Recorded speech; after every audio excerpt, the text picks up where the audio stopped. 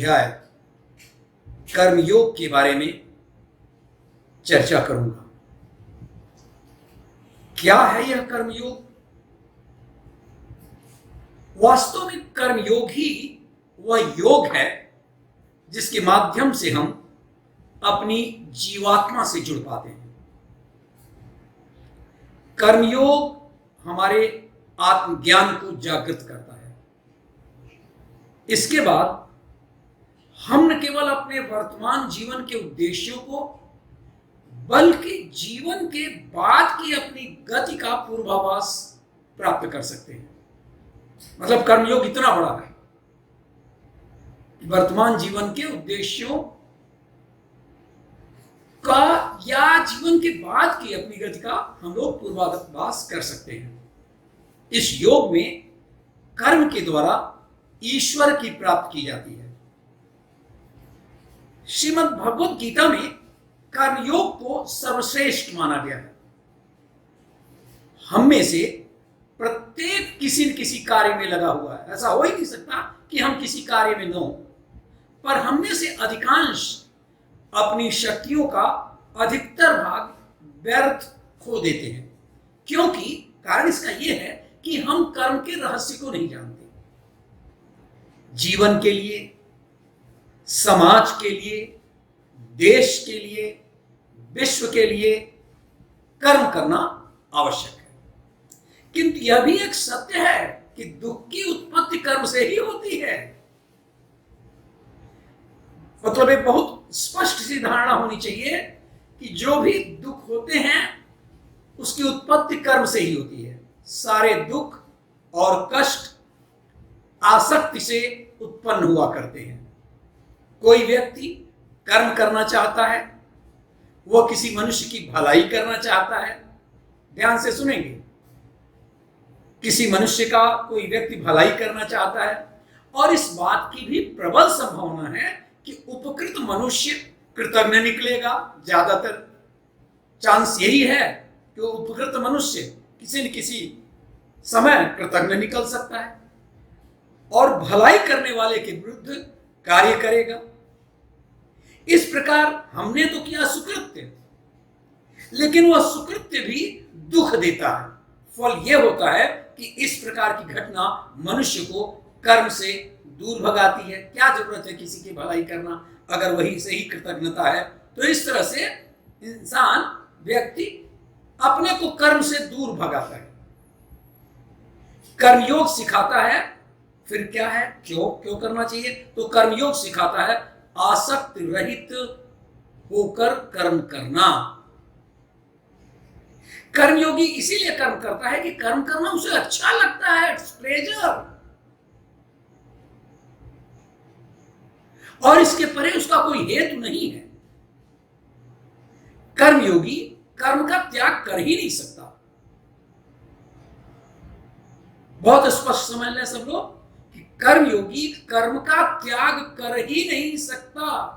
वो अगर चाहता है कि हमने किसी की भलाई किया और वो कृतज्ञ निकल गया तो इसलिए अब हम आगे से कोई कर्म नहीं करेंगे, कर ही नहीं सकता। यदि वह कर सकता है तो कर्म फल का त्याग और कर्म जनित दुखों से मुक्त हो जाता है। जैसे ही कर्म फल का त्याग कर लिया तो कर्म जनित दुखों से मुक्त हो जाता है।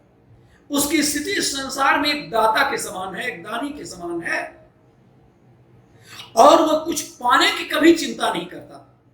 वह जानता है कि वह दे रहा है और बदले में कुछ मांगता नहीं, और इसीलिए वह दुख के चंगुल में पड़ ही नहीं सकता। जब तक वो समझता है कि उससे मिलना है, जब तक वो समझता है कि वो हमारे लिए कृतज्ञ नहीं होगा, तभी तक दुख की बात है। वह जानता है कि दुख का बंधन आसक्त की प्रतिक्रिया का ही फल है। गीता में कहा गया है, सुख दुखे समे कृत्वा समत्वम योग उच्यते।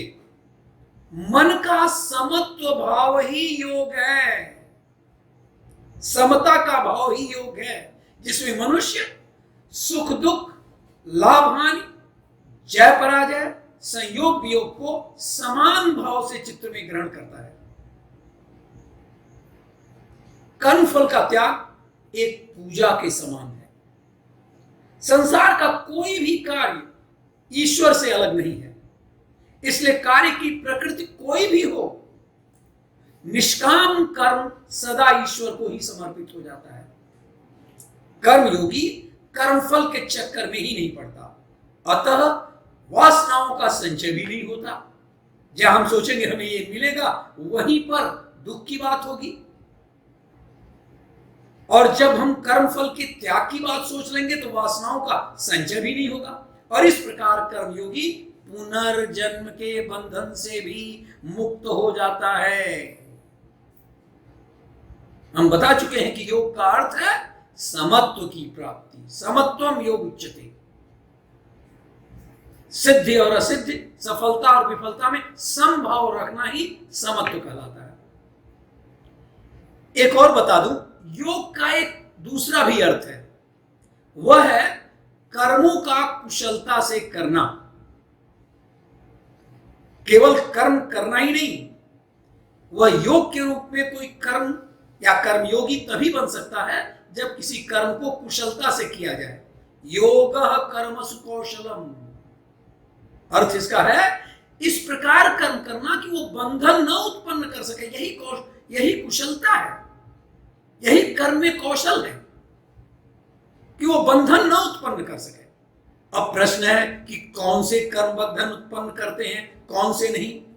तो गीता के अनुसार जो कर्म निष्काम भाव से ईश्वर के लिए किए जाते हैं वे बंधन नहीं है उत्पन्न करते, वे मोक्ष रूप परम पद की प्राप्ति में सहायक होते हैं। इस प्रकार एक मुख्य रूप से हम एक बात समझ लें कि कर्मफल तथा आसक्ति से रहित होकर ईश्वर के लिए कर्म करना ही वास्तविक रूप से कर्मयोग है।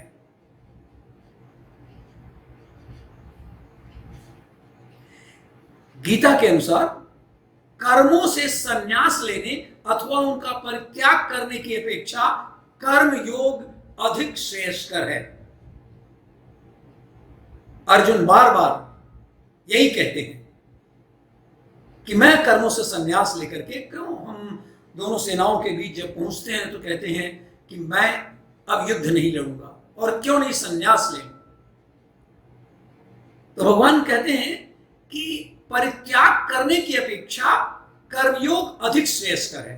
कर्मों का केवल परित्याग कर देने से मनुष्य सिद्धि अथवा परम पद नहीं प्राप्त कर सकता। मनुष्य एक क्षण भी कर्म किए बिना रह ही नहीं सकता, यह निश्चित है। जब तक उसके अंदर प्राण है वो काम करता रहेगा। कहा गया है नहीं कश्चित क्षणमपि जातु तिष्ठति कर्म कृत कार्यते ही वशः कर्म सर्वः प्रकृतिजयी गुणैः। मतलब कोई भी मनुष्य किसी काल में क्षण मात्र भी बिना कर्म किए रह ही नहीं सकता, क्योंकि सारा मनुष्य समुदाय प्रकृति जनित गुणों द्वारा परवश हुआ कर्म करने के लिए बाध्य है। उसे कर्म करना ही पड़ेगा। और यह भी मान लें कि मनुष्य यदि बाह्य दृष्टि से कर्म न भी करे और विषयों में लिप्त न हो तो भी उसका मन से चिंतन करता है, ये आप सब जानते हैं। यदि आप चुपचाप बैठते रहते हैं तो भी आपका मन क्रियाशील रहता है। तो इस प्रकार का मनुष्य मूढ़ और मिथ्या आचरण करने वाला कहा गया है। क्यों कहेगा हम कर्म नहीं करते हैं लेकिन मन से तमाम चिंतन, तमाम सद्विचार या दुर्विचार ये होता रहता है। इसलिए कर्म करना मनुष्य के लिए अनिवार्य है, उसके बिना शरीर का भी निर्वाह नहीं हो सकता। भगवान कृष्ण स्वयं कहते हैं कि तीनों लोकों में उनका कोई भी कर्तव्य नहीं है। क्या जरूरत है भगवान को कोई कर्तव्य? तो कहते तीनों लोकों में उनका कोई भी कर्तव्य नहीं है, उन्हें कोई भी अप्राप्त वस्तु प्राप्त करनी नहीं रहती है, फिर भी वे कर्म में संलग्न रहते हैं। यदि वे कर्म न करें तो मनुष्य भी उनके चलाए हुए मार्ग का अनुसरण करने में निष्क्रिय हो जाएंगे। इससे लोक स्थिति के लिए किए जाने वाले कर्मों का अभाव हो जाएगा, जिसके फल स्वरूप सारी की सारी प्रजा नष्ट हो जाएगी। इसलिए आत्मज्ञानी मनुष्य को भी, जो प्रकृति के बंधन से मुक्त हो चुका है, सदा सदा कर्म करते रहना चाहिए। अज्ञानी मनुष्य जिस प्रकार फल प्राप्त की आकांक्षा से कर्म करता है, उसी प्रकार आत्मज्ञानी को फल प्राप्ति के लिए नहीं, लोक संग्रह के लिए आसक्ति रहित होकर कर्म करना चाहिए। मैं आपको स्वामी विवेकानंद के कर्मयोग पर थोड़ा सा प्रकाश डालूं। स्वामी विवेकानंद जी के अनुसार कर्मयोग वस्तुतः निस्वार्थ परता और सत्कर्म द्वारा मुक्ति लाभ करने की एक विशिष्ट प्रणाली है। वो कहते हैं कि बिना किसी निजी स्वार्थ के लोकोपकार के लिए अपना कर्तव्य सर्वश्रेष्ठ तरीके से करना ही कर्मयोग है। आगे वो कहते हैं, कर्मयोग के आदर्श को प्रस्तुत करते हुए फिर आगे कहते हैं, आदर्श पुरुष तो वे हैं जो किसी बड़े शहर की भरी हुई सड़कों के बीच से जाने पर भी उनका मन उसी प्रकार शांत रहता है मानो वो किसी निशब्द गुफा में हो, और फिर भी उनका मन सारे समय कर्म में निरंतर लगा रहता है। यही है कर्मयोग का आदर्श। फिर आगे कहते हैं, यदि तुमने यह प्राप्त कर लिया है तो तुम्हें वास्तव में कर्म का रहस्य ज्ञात हो गया। गीता में वर्णित अनासक्ति का सिद्धांत कर्मयोग में बहुत ही महत्वपूर्ण माना गया है। इसे समझाते हुए स्वामी जी कहते हैं, अनासक्त हो जाओ,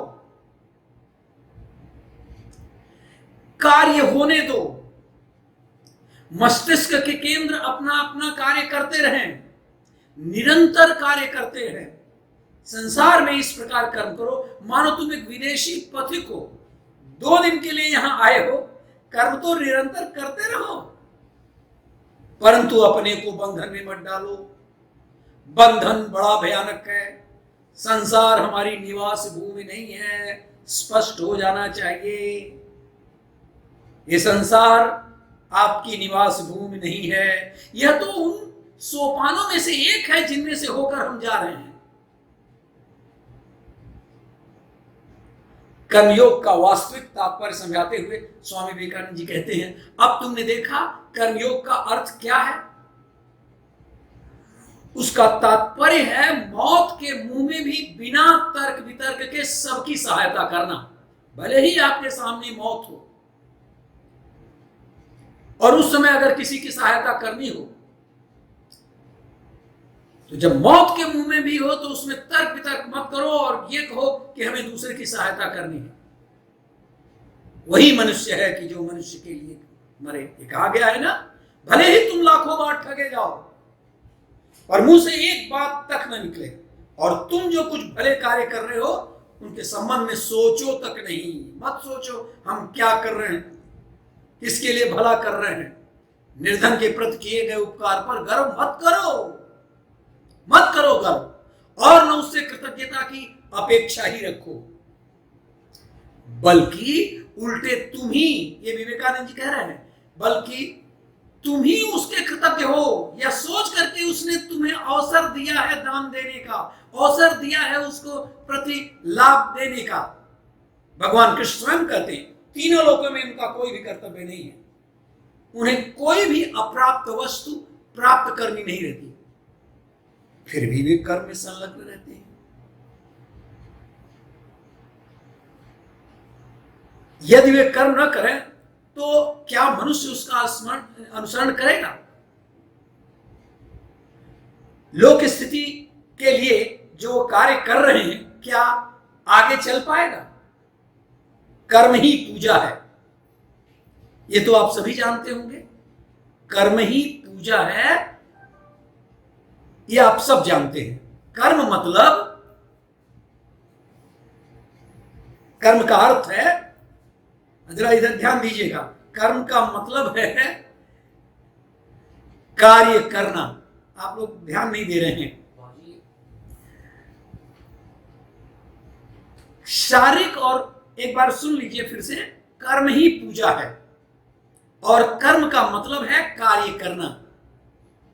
कुछ लोग इधर मैंने देखा कि वो इधर डिस्टर्ब हो गए हैं, इसलिए मैंने कहा शारीरिक और मानसिक कार्य करना कर्म कहलाता है। हम जो करते हैं, सोचते हैं या कहते हैं, इस सब का एक प्रभाव बनता है जो एक निश्चित समय पर प्रतिफल के रूप में मिलता है। हम जो भी कर्म करते हैं उसका प्रतिफल हमें मिलता है, और यही प्रतिफल ही भाग्य कहते हैं।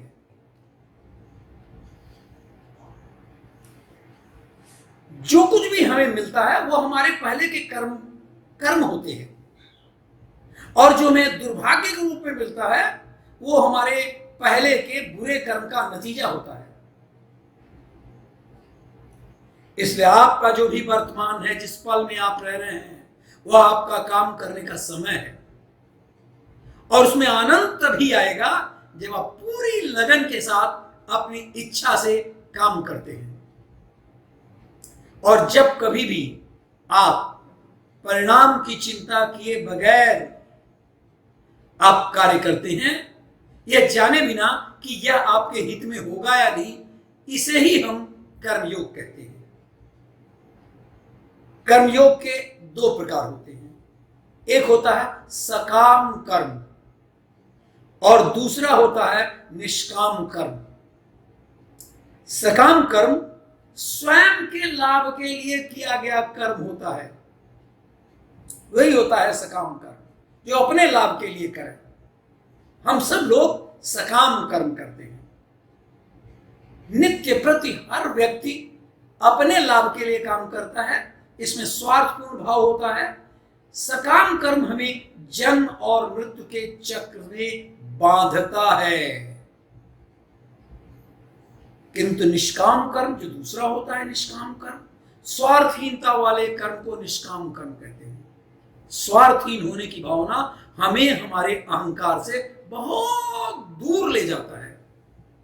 यह सभी को साथ लेकर एकता की ओर बढ़ाता है। निष्काम कर्म हमें अहंकार की भावना से स्वतंत्र कर देता है। जब हमें कोई उसके लाभ और स्वार्थ की बात नहीं होगी तो अहंकार आएगा कैसे? तो निस्वार्थ भाव के प्रतीक ही प्रकृति, वर्षा, वृक्ष, नदी को हम देखते हैं। संत को भी हम निस्वार्थ भाव के प्रतीक मान सकते हैं। देखिए, वर्षा सभी को समान रूप से लाभ देती है, फिर चाहे प्रकृति, मानव या पशु पक्षी हो, सब पर एक समान। वहीं पर वृक्ष सभी को छाया देते हैं। ये तो नहीं कहते वो गरीब है, अमीर है, इसलिए उसको हम छाया देंगे, इसको नहीं देंगे।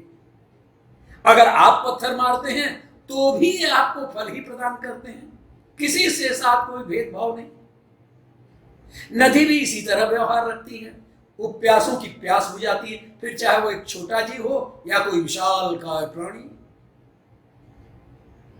वही एक संत भी, अगर संत है तो जिसे हम संत कहना चाहिए या जिसे हम संत मानते हैं, वो बिना किसी भेदभाव के अपना आशीर्वाद और शुभकामनाएं सभी को प्रदान करता है। आपको यही बता दें कि जो भी भविष्य की घटनाएं होती हैं, ये कोई संयोगवश नहीं होती हैं। ये हमारे पहले के और वर्तमान के कार्यों का प्रभाव होता है। इसीलिए हमारा भाग्य हमारे कर्मों पर ही निर्भर करता है। दैनिक जीवन में योग के अभ्यास में सार्थक धारणा, बुद्धि और निस्वार्थ सेवा से हम अपने कर्मों के फल को कम व परिवर्तित कर सकते हैं। फिर से सुनिए, हम अपने कर्मों को सार्थक धारणा, बुद्धि और निस्वार्थ सेवा से कर्मों के फल को कम व परिवर्तित कर सकते हैं। मतलब हम चाहें कि हम अधिक अच्छे फल मिले तो हम अपने कर्मों के फल को, कर्म फल त्याग को निष्काम भाव से काम करें और अपने प्रारब्ध को सार्थक दिशा दे सकते हैं। अब सब लोगों को कह रहा हूं, यदि इसी जन्म में अपने कर्मों का फल नहीं भोगा तो हमें पुनः जन्म लेकर उन्हें भोगना पड़ेगा। तो जिन कर्मों से पुण्य अथवा पापार्जन नहीं हो पाता वे क्रिया कहलाते हैं। अब आप कहेंगे कि भाई पुण्य होता है या पाप होता है, कैसे कहेंगे? ऐसे भी क्रिया होती है, ऐसे भी कर्म होते हैं जिसमें पुण्य अथवा पाप का कोई अर्थ नहीं बनता। जैसे छींकना, अब आपके छींकने से कोई पुण्य और पाप का अर्जन नहीं होगा। पलके झपकाना, ऐसे जो है ये क्रिया कहलाते हैं। इसलिए हमें कर्म इस प्रकार करना है जब उसका फल मिले तो वह मुक्ति, आध्यात्मिक उन्नति अथवा ईश्वर प्राप्ति वाला हो। कर्म का फल हम चाहते हैं, लेकिन वह मुक्ति के लिए हो, आध्यात्मिक विकास के लिए हो। कर्म बिना किसी लालच के किया जाना चाहिए। एक बार और फिर जोर दे रहे हैं कि कर्म बिना किसी लालच के किया जाना चाहिए। आमतौर पर स्त्रियां बेहतर कर्मयोगी होती हैं। वह निष्काम कर्म का सबसे अच्छा उदाहरण है। पति और बच्चों के साथ गृहिणी का दायित्व निभाना एक पूर्णकालिक काम है, लेकिन वो अगर खाना बनाती है तो बिना खुद खाए अपने पति और बच्चे को खिलाना चाहती है और उन्हें खुद के लिए फल की कोई इच्छा नहीं रखती। दूसरे अध्याय गीता में भगवान ने निष्काम कर्म का बड़ा सुंदर संदेश दिया है, बहुत प्रचलित है, करीब करीब सब लोग सुने हैं, जाने हैं। न याद हो तो निश्चित ही इस वाक्य को, महावाक्य को कहीं न कहीं पर लिखा हुआ देखते हैं। वो वाक्य है, कर्मणे वाधिकारस्ते मां फलेषु कदाचन मां कर्मफल हेतु गुर्मा ते संगोस्त्व कर्मणि। मतलब कर्तव्य कर्म में ही तुम्हारा अधिकार है, कर्म में ही तुम्हारा अधिकार है, फलों में कभी भी नहीं। कर्म फल का तुम कारण भी मत बनो। हम यहां पर कलेक्टर हो गए हैं, हम बहुत बड़े आदमी हो गए हैं, हम धनवान हो गए हैं, इसका तुम अपने को कारण मत बनो। कभी कभी तो लोग यहां तक कहते हैं कि जब यही अर्थ है इसका कि कर्म में ही केवल तुम्हारा अधिकार है, फलों में नहीं, तो फिर हम कर्म करें क्यों? क्यों हम कर्म करें? तो भगवान कहते हैं कि कर्मफल का तुम हेतु मत बनो और अकर्मों में भी आसक्ति न हो, क्योंकि कर्मणे वाधिकार, तुम्हारा अधिकार कर्म में ही है। मानव के अलावा अन्य योनियों को नवीन कर्म की स्वतंत्रता नहीं है। देखिए आप लोग,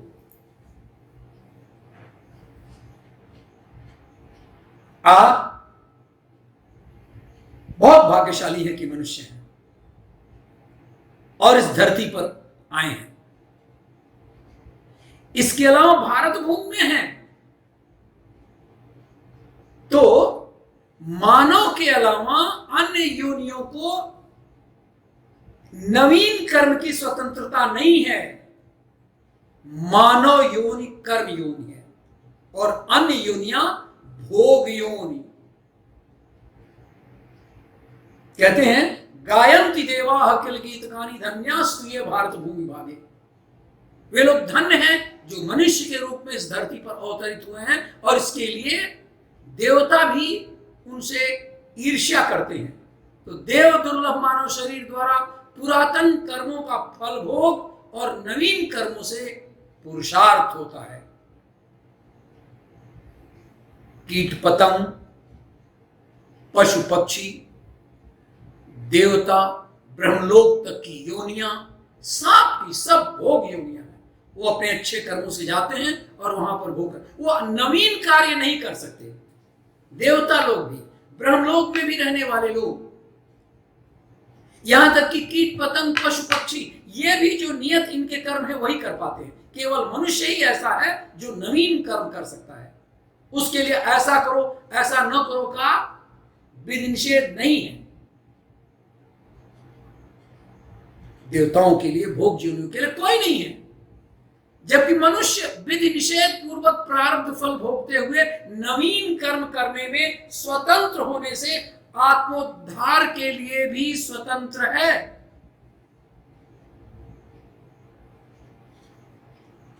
इसलिए लेडीज एंड जेंटलमैन, भक्तों, साधकों, परिवर्तनशील शरीर के साथ, इसलिए साधक को निर्लिप्त भाव से कर्म करना चाहिए। साधक को कर्म, कर्मफल और त्याग सुखों में से किसी भी एक के साथ संबंध नहीं जोड़ना चाहिए। यही है निष्काम कर्म की विवेचना। आपको पहले भी बोल चुका हूं, योग कर्मस कौशलम। योगेश्वर श्री कृष्ण के श्रीमुख से निकला है श्रीमद् भगवद गीता के 2 अध्याय के 50वां श्लोक। ध्यान से सुनेंगे। कर्मजम बुद्धियुक्ता ही फलम त्यक्त्वा मनीषिणः जन्म बंधवा विनिर्मुक्ता पदम गच्छन्ति अनामयम्। जरा इसका दूसरा पक्ष को आप देखेंगे तो 2 बातें स्पष्ट होती है। पहली तो योग की परिभाषा, और दूसरी योग हेतु प्रभु का स्पष्ट निर्देश। उनका उपदेश है कि योगाय अर्थात योग के लिए अथवा योग में युज्यस्व अर्थात लग जाओ। कहने का तात्पर्य कि योग में प्रवृत्ति हो जाओ, यानी योग करो। अब प्रश्न है कि क्यों करें योग, क्यों करें भाई कर योग? इसका उत्तर उन्होंने श्लोक के पूर्वार्ध में दिया है कि बुद्धिमान व्यक्ति अर्थात योगी अर्थात संत वर्तमान में ही अथवा इस संसार में ही सुकृत एवं दुष्कृत अर्थात पुण्य एवं पाप से मुक्त हो जाते हैं। बहुत सही, उन्होंने बहुत सुंदर संदेश दिया है। योग के इस हेतु को स्पष्टता जानने के लिए सबसे पहले यह समझना है कि योग क्या है और योग किसे कहते हैं। गीता में योग शब्द के 3 अर्थ हैं। एक समता, जैसे उन्होंने पहले कहा है कि समत्वम योग उच्यते, मैंने पहले भी चर्चा किया है।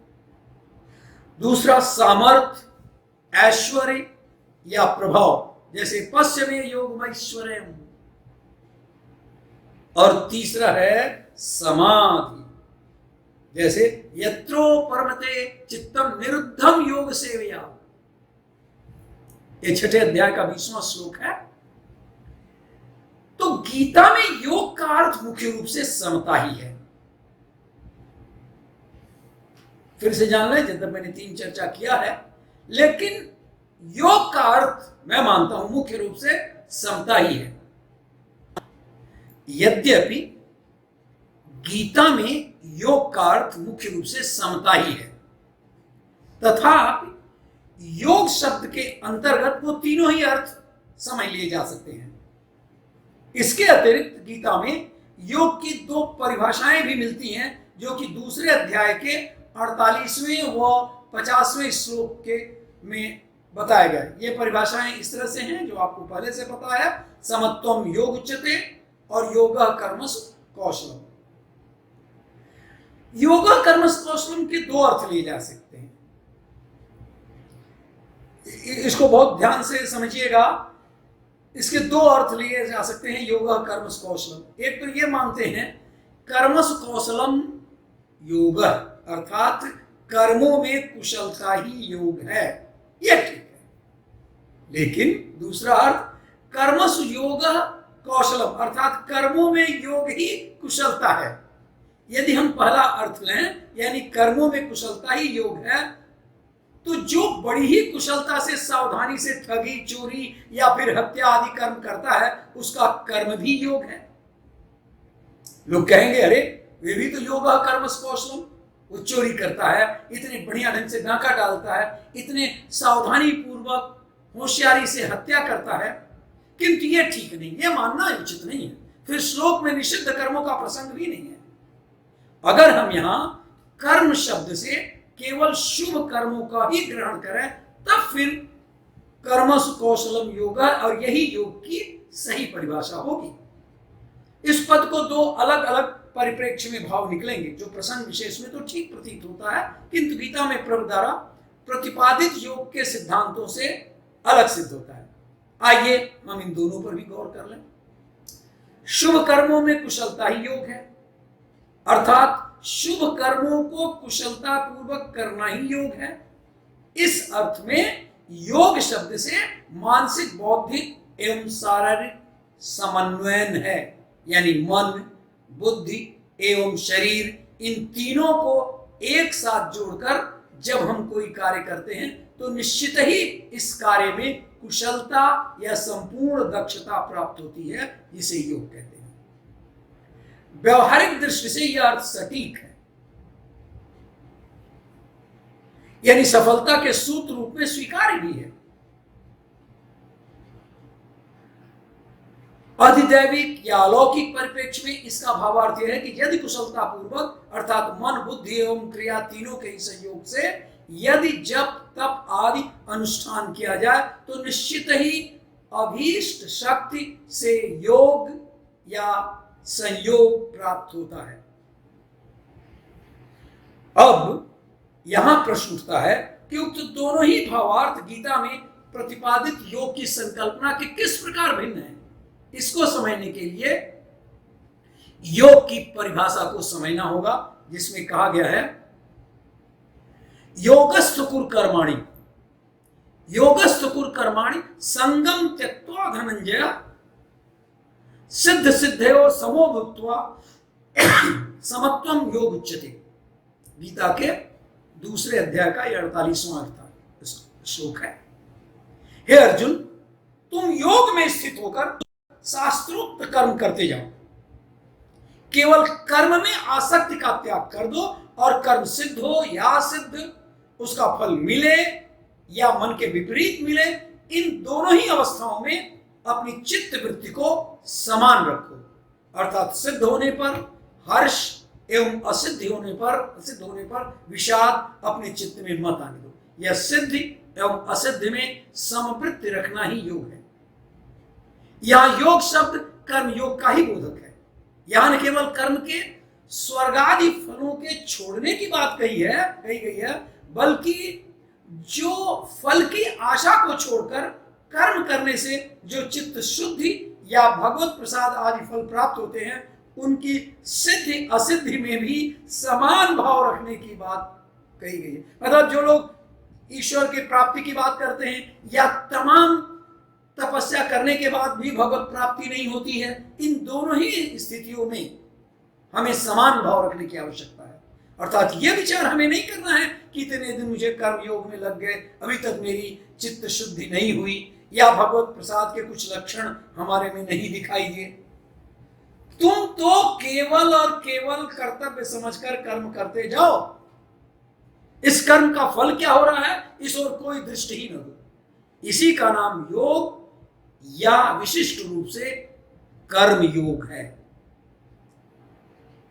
इस श्लोक की व्याख्या में कई विद्वानों ने योग का अर्थ परमात्मा से संबंध माना है, यानी परमात्मा से संबंध रखते हुए कर्म करो, अर्थात जो कुछ करो वो परमात्मा को प्रसन्न करने के ही उद्देश्य से करो, कर्मों को परमात्मा को ही अर्पण कर दिया करो। बहुत सही बात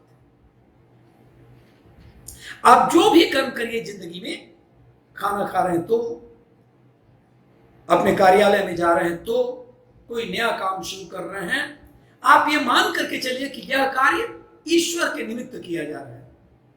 तो योग या कर्म योग के पूर्वोक्त स्वरूप के प्रकाश में अब हम पुनः योगा कर्म कौशलम के उन पूर्वोक्त भावार्थों पर विचार करें। अगर यहां शुभ कर्मों को ही कुशलता पूर्वक करने का योग मान लेंगे तो मनुष्य कुशलता पूर्वक सांगोपांग किए हुए शुभ कर्मों के फल से बच जाएगा। कहा भी है फले सक्तो निबध्यते, अतः उसकी स्थिति समता में नहीं रहेगी और उसके दुखों का नाश नहीं होगा।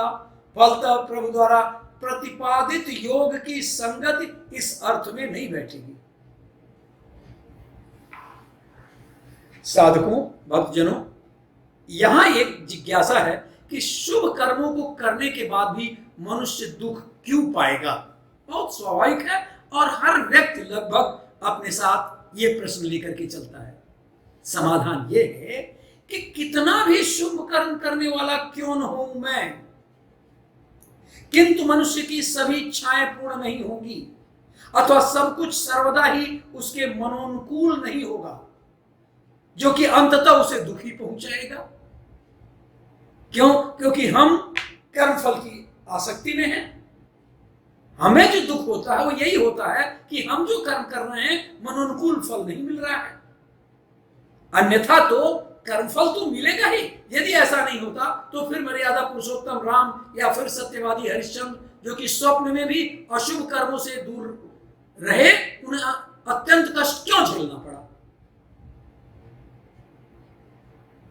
ऐसे में प्रश्न उठता है कि दुख की निवृत्ति कैसे हो? इसका उत्तर है जीवन मरण चक्र से मुक्ति अर्थात मोक्ष होने पर। फिर प्रश्न उठता है, फिर ये कब होगा?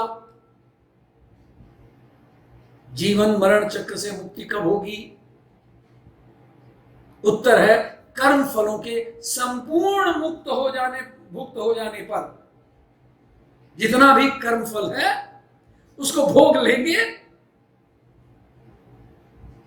तो हम जीवन मरण के चक्र से मुक्त हो जाएंगे। फिर शंका किसी ने किया कि जब तक जीवन है तब तक न तो कर्म करना कभी समाप्त होगा, न ही उसके फल का भोग, और बिना फल भोगे तो कृत्य कर्म की समाप्ति भी नहीं होगी। कहा भी गया है, ना भुक्तम क्षीयते कर्म, ना भुक्तम क्षीयते कर्म। कहने का तात्पर्य यह है कि कर्म से फल की उत्पत्ति एवं फल भोगार्थ पुनः कर्म, इस प्रकार से तो यह अनवरत चलने वाला क्रम बन गया। तो दूसरे शब्दों में जीवन मरण चक्र से मुक्ति ही नहीं होगी। ये शंका बिल्कुल स्पष्ट है। और यह सुनकर तो और दुख बढ़ ही गया। अरे भाई, जब तक मुक्ति नहीं होगी तब तक दुख भी समाप्त नहीं होगा। तो यह तो बड़ी ही भारी विपदा है, क्योंकि जो व्यक्ति धरती पर आया है वो उसका कर्मासक्त होना और फिर इस आसक्ति के कारण दुखी होना बिल्कुल निश्चित है। शास्त्रों में आया भी है, कर्मणा बध्यते जंतु, अर्थात कर्मों से मनुष्य बध जाता है। कर्म कितना भी बढ़िया हो, उत्तम हो, उनका आरंभ तथा अंत होता ही है और उनके फल का संयोग और वियोग भी होता है। तो फिर उसके द्वारा मुक्ति कैसे मिलेगी? और यह भी अभी प्रश्न का उत्तर नहीं मिला कि दुख का निवारण कैसे हो। इन्हीं समस्याओं के समाधान हेतु प्रभु ने योग या कर्म योग का सिद्धांत प्रतिपादित करते हुए उपदेश किया कि बिना आसक्ति रखे कर्म करना ही योग है, जिसके कारण कर्म के फल अर्थात भोग से संबंध छूट जाता है और अंततः मुक्त होने के कारण दुख भी समाप्त हो जाता है। तो फिर क्या कहते हैं भगवान? नित्यम कुरु कर्म त्वं कर्म ज्यायो हि कर्मणः शरीर यात्रा भी चते प्रसिद्धेत कर्मणः। मतलब अपना नित्य कर्म करते जाओ, कर्म न करने की अपेक्षा कर्म करना अच्छा है। कर्म के बिना तो शरीर निर्वाह भी नहीं हो सकता। मतलब देह निर्वाह के लिए किए गए तथाकथित त्याग का अनुमोदन न तो भगवान करते हैं और न कोई धर्मशास्त्र ही। आप कर्म कर रहे हैं, कह रहे हैं कि मैं तो शरीर के लिए कर रहा हूं, अपने बाल बच्चों के लिए कर रहा हूं। देह निर्माण के लिए कुछ न कुछ करना तो जरूर ही होता है। भौतिकवादी वासनाओं की शुद्धि के बिना कर्म का मनमाने ढंग से त्याग करना ठीक नहीं। एक बहुत ही सुंदर श्लोक 12वां और 13वां अध्याय 3 में है।